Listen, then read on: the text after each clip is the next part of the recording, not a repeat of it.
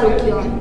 Madhya Pradesh Congress committee के प्रदेश प्रवक्ता advocate Pramod Kumar Dwivedi ने मध्य प्रदेश सरकार द्वारा दिनांक 18 जुलाई से 22 अगस्त तक चलाए राजस्व सुनवाई व प्रकरण निराकरण की मुहिम को ढकोसला व लिपापोती बताया। द्विवेदी ने सवाल उठाया, नकली रजिस्ट्री या बिना आधार पर किए गए नामांतरण निरस्त क्यों नहीं किए जा रहे हैं, इन पर सुनवाई क्यों नहीं हो रही। 2003 से सैकड़ों मामले ऐसे हैं कि अवैध ढंग से नामांतरण किए गए मूल स्वामी उसके परिजन परेशान है, परंतु नामांतरण निरस्त नहीं हो रहे। दोषी तहसीलदार, नायब तहसीलदार, पटवारी सजा क्यों नहीं पा रहे। सीलिंग भूमि कानून 2000 में समाप्त हो, सही स्थिति स्पष्ट क्यों नहीं। खसरे में त्रुटि है तो अधिकारी स्वतः संज्ञान लेकर सुधार करे। आदेश क्यों नहीं। नामांतरण हो चुका तो अमल दर्ज क्यों नहीं। अमल दर्ज न करने पर कितने अधिकारियों को दंडित किया। सरकारी भूमि निजी नामों पर है तो खुलासा करे। सरकार दोषी अधिकारियों को चिन्हित करे। द्विवेदी ने सवाल उठाया, साइबर तहसील में ही नामांतरण नहीं हो रहे, कारण बताकर निरस्त किए जाते हैं। मैनुअल आवेदन में दस्तावेज मांगा जाता है। सरकार स्वयं आईना देखे। जब विक्रेता शपथ पत्र, सहमति और रजिस्ट्री मिलती है तो मैनुअल क्यों। से 22 अगस्त तक एक पखवाड़ा चला रही है राजस्व निराकरण का। मेरा स्पष्ट आरोप है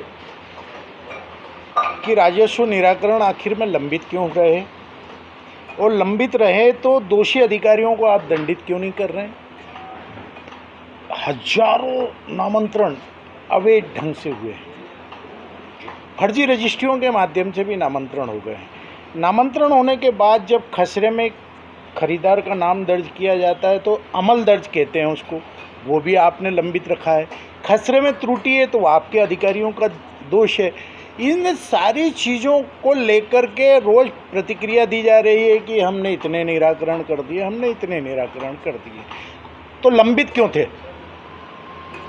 और अगर लंबित हैं तो आज क्यों नहीं समीक्षा हो रही है कि साइबर तहसील का जो झुंझुना आपने थमाया कि उसमें आपने रजिस्ट्री कराई और रजिस्ट्री से ही नामांतरण के लिए आवेदन पेंड चला जाता है और भोपाल से होकर के आता है और इंदौर का तहसीलदार उसको नामांतरण करता है, वो भी 80% नहीं हो रहे। अब सबसे बड़ा आरोप तो मेरा यह है कि पंचायत राज अधिनियम में सीधे सीधे ग्राम पंचायत को अधिकार है कि वो अविवादित नामांतरण किसान का पंचायत में ही कर दे। 2003 के बाद आपकी सरकार है, अपने पंचायत राज अधिनियम के नियमों का पालन क्यों नहीं किया, पंचायतों को मजबूत क्यों नहीं किया, पंचायत में शिक्षित सचिवों की नियुक्ति क्यों नहीं की, और पंचायत को जब नामांतरण का अधिकार है तो तहसीलदार के माध्यम से आप नामांतरण क्यों करवा रहे हैं। या तो पंचायतों पर आपको विश्वास नहीं है, या तहसीलदारों के माध्यम से और पटवारियों के माध्यम से भ्रष्टाचार का खेल मध्य प्रदेश की सरकार खेल रही है। मेरा स्पष्ट आदेश है, या तो पंचायती राज को समाप्त कर दो। आप कह दो कि पंचायत राज की कल्पना समाप्त, पंचायत राज समाप्त, पंचायत को दिए गए अधिकार समाप्त, और ये अधिकार सारे के सारे तहसीलदारों को दिए जाते हैं। लोकायुक्त में पकड़ाता पटवारी है, जबकि पटवारी का काम नामांतरण करने का नहीं है, तहसीलदार का है। तो आप जिम्मेदार अधिकारी तक क्यों नहीं पहुंच रहे हैं।